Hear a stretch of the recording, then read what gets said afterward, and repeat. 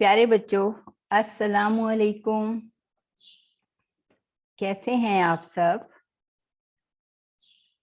और किस किस ने आज दादी जान से अच्छी सी कहानी सुनी और उनका काम भी किया? शाबाश, इतने हाथ खड़े हैं। बच्चों, आप अपने वक्त से कुछ वक्त अपने घर के बुजुर्गों के साथ गुजारा करें, उनसे बातें करें, उनके काम करें।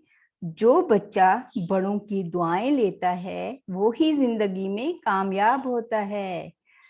आइए देखते हैं आज लाडो हमें किन की कहानी सुनाएगी।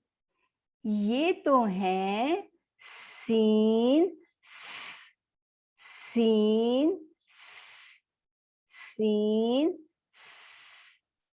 शीन शीन शीन।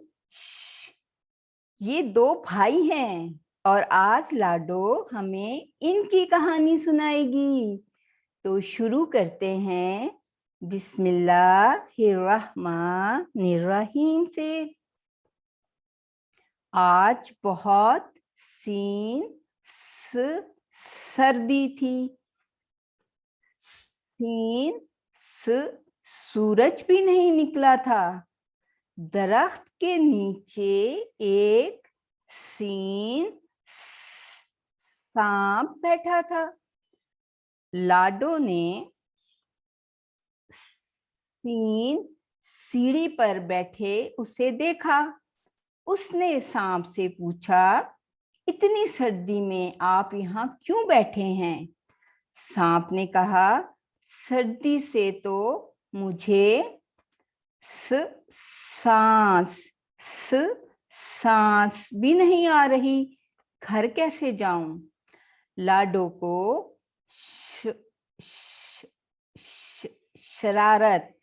शरारत सूझी। उसने एक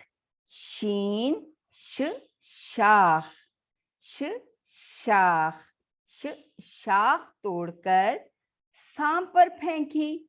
सांप डर कर दरख्त की खो में छुप गया।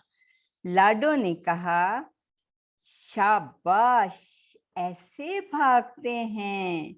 सांप ने सर निकाल कर देखा और बोला, शुक्रिया लाडो बहन। लाडो भी घर चली आई। शाम हो रही थी। बाहर से शोर की आवाज सुनकर लाडो ने बाहर झांका तो देखा कि एक शख्स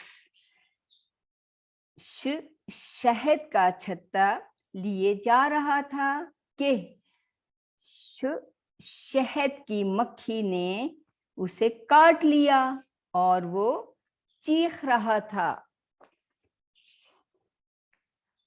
अम्मी जान ने लाडो को आवाज दी, लाडो, शाम हो रही है, अंदर आ जाओ। आज मैंने आपके लिए सब्जियां बनाई हैं, जल्दी से आकर खाना खा लो। लाडो ने कहा, लेकिन मुझे तो सलाद और सेब खाना था। अम्मी जान ने समझाया कि अच्छे बच्चे जिद नहीं करते, जो मिले अल्लाह का शुक्र कर अदा करके खाते हैं। लाडो ने सर झुका दिया और कहा, आइंदा मैं ऐसा नहीं कहूंगी।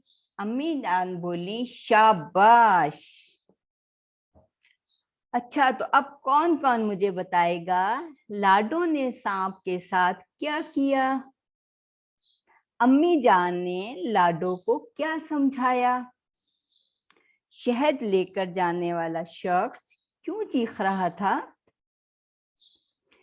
फिर मिलेंगे एक नई कहानी के साथ।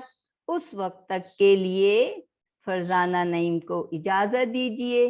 अल्लाह हाफिज।